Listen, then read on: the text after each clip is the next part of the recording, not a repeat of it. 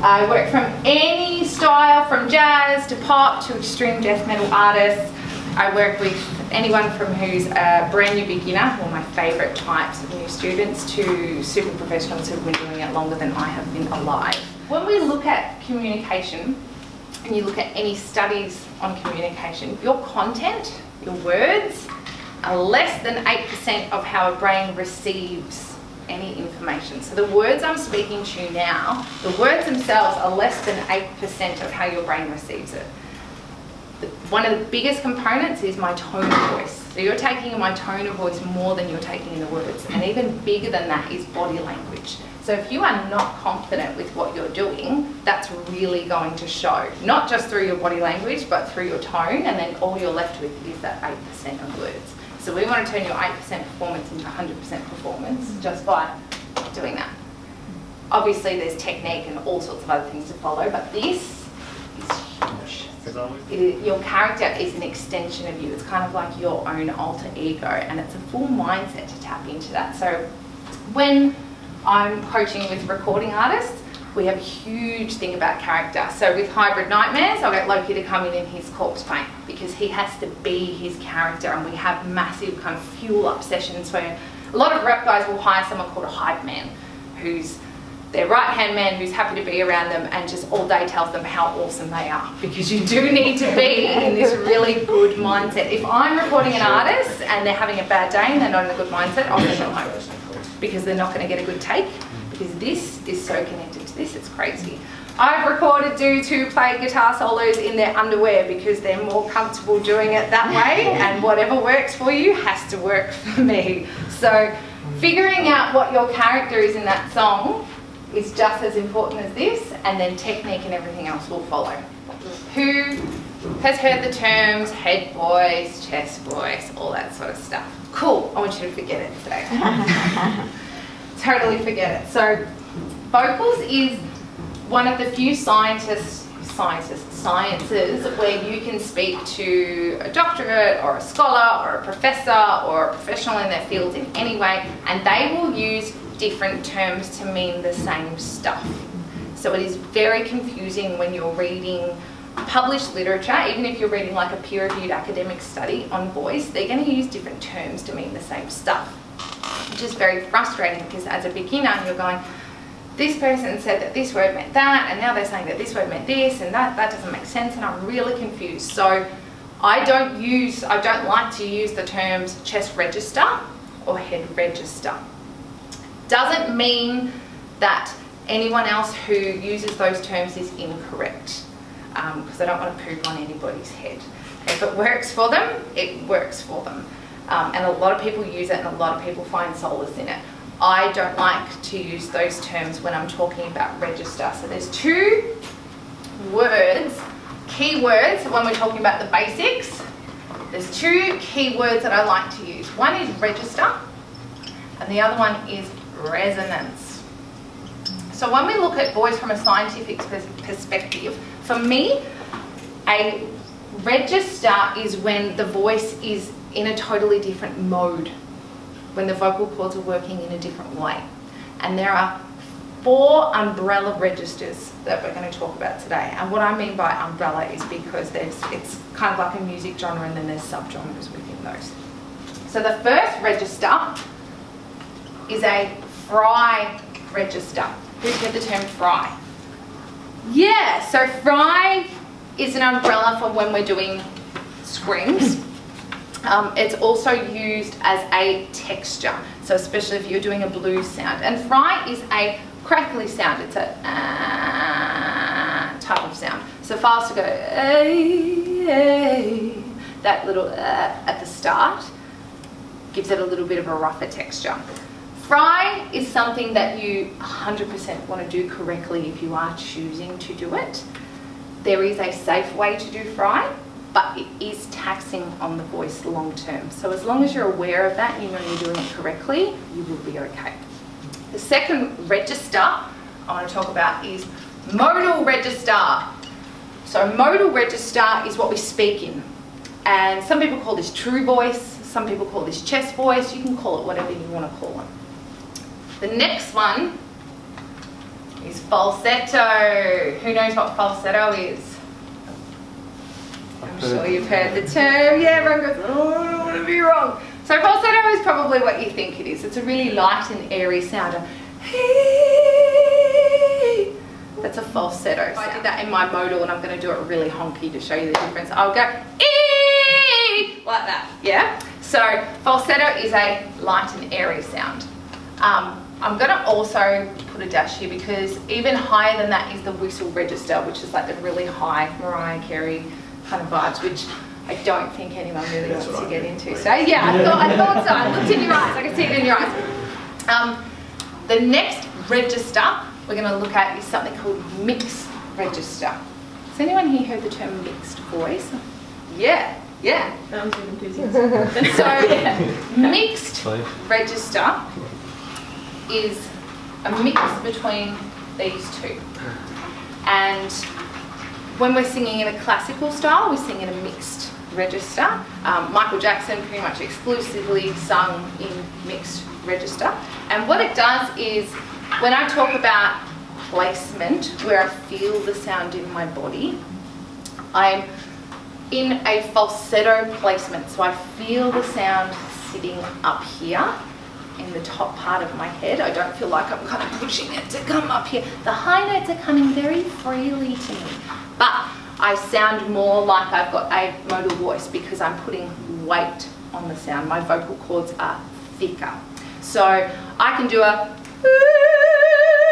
in a mixed voice, or I can do kind of like an 80s cock rock and go like, tonight kind of thing, and that is in a mixed voice. I would not want to do that sound purely in a modal voice because I would really hurt my vocal cords. So when we get to things like chest and head and stuff like that, they are resonance based. So when someone says my chest voice, they're meaning, hey, I can feel the vibration, I can feel the weight in my chest. So those terms are okay, and depending on what tone you're going for, they're the things that you want to focus on. So I'm going to write here chest, head, twang, which is kind of like a nasally tone, especially if you're doing like folky country stuff. I'll write nasal here as well, because they're a little bit different. Who can think of some other resonance points or some other weird sounds? We'll go weighted resonance, etc. So I can have these resonance points in any of these registers. Does that make sense to everybody? Yeah. So even though this stuff is really important to learn, don't get caught up in it. Don't sit there black and white and think, oh, I'm not sure if that's in mixed voice or if that's in modal voice, and I don't know. As long as you're hitting the note and it feels good, it's okay. Unless you're wanting to study this sort of stuff full time to pursue whatever, you don't need to know as a performer. Your body will tell you when you're doing something wrong. So if it hurts, if it feels a little bit itchy, scratchy, sore or tight, you probably need to revisit this. If it feels good and it sounds good, who cares what it is? As long as you're doing it and you're getting the result you want. Yeah? This is Larry, and he's my best friend. And we're going to have a really quick overview of what is going on inside here, because we're playing an instrument we can't see, which is pretty cool. So the more you can visualize what's going on, the better results you're going to have. Yeah. So I know air guitar is a thing, but this is much harder than that because we're actually making a sound. So this is about 3 to 4 times bigger than your larynx, and we're looking at it like this. Yeah. So this bone across here is called the hyoid bone, and I don't want you to touch it because to feel it, it hurts a little bit, but it lives right across here. And it's pretty cool actually because it's the only bone in the body that's not connected to another bone. So it's kind of like my favorite bone. It's pretty cool. And this structure kind of hangs off the bone like a saggy cowhide, yeah? So it moves. It does all sorts of crazy stuff. This piece of cartilage here is your thyroid cartilage, or your Adam's apple. So ladies, we also have an Adam's apple. It's generally just not as prominent. So your vocal cords live right behind here. So I'm going to get around to get 2 fingers and put it on their Adam's apple. Don't press too hard. and I'm just going to get you to go la la la la la la la. I want to be able to move the diaphragm down to allow my lungs to expand and fill up with air. So then when the diaphragm moves up, it compresses the lungs and the air comes out where I choose it to. So there's two components to breathing. There's inhaling, the way we inhale, and that's what everybody thinks about. But the other component is something that a lot of people don't think about, and that's air distribution. When we exhale, what happens? So when we think about the vocal cords like this, they're vibrating, as we talked about, the air comes up underneath them, and that's what makes them vibrate. If we have uneven air distribution, if our air is coming up kind of like this, our notes are not going to be very stable, and we're not going to have good control. So they're the two components we need to work with breath. Hey! 1, 2, 3. Hey! Cool. Timing it is to see how long you can sustain your breath, because obviously that counteracts and goes into sustaining notes. Rate it, because you might go for a really long time, but your air distribution itself might suck. Or you might go for a short period of time, but have amazing air distribution. And then write notes, because you want to have as much consistency as possible. And when you write notes, you'll be able to see it and go, every time I do this, at the end, I start to get really shaky. So I need to kind of focus on my breath more and make sure I'm not just kind of like letting my muscles go like this at the end of my phrases. Because you'll find when you're singing, sometimes at the end of notes, singing can be really good, and they'll go, ba ba da ba da ba, like that, because they're like, I'm finished now.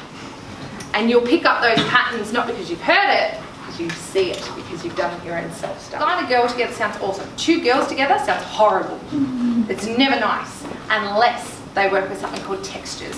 So females, because we do get quite honky at the top end of our voice, even if we do have different tones, when they come together, it kind of exacerbates that and can make it sound a little bit more nasal than it needs to and a little bit honky.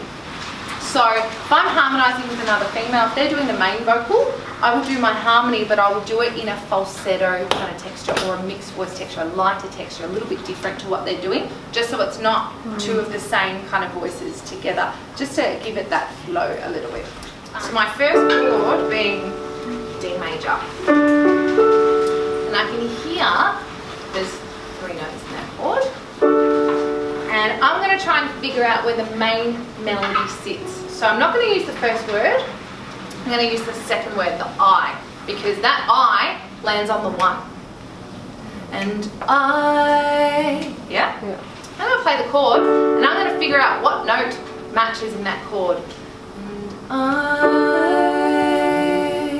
so because I'm trained, I can go, okay, it's the root note of the chord, or the first note of the chord.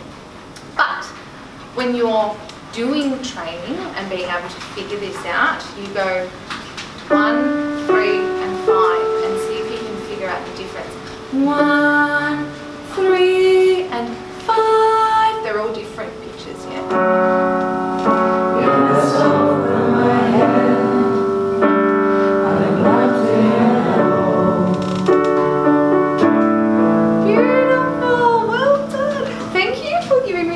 Who can actually sing that makes my life so much easier.